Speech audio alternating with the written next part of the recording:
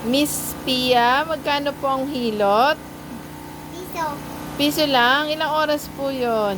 100 times. 100 times? Amin daw ang oras. Ganon? Oo. Oh, ano po tawag sa hilot nyo? Shiatsu o Swedish? Sesku. Sheshu. Ano pa po ang service offer nyo? Ayan, low salt, liquid, alcohol, tapos Ano pa?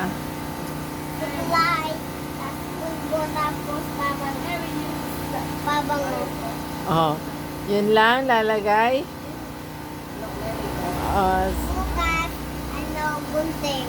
gunting. Mapagupit mo buhok, pugupitan na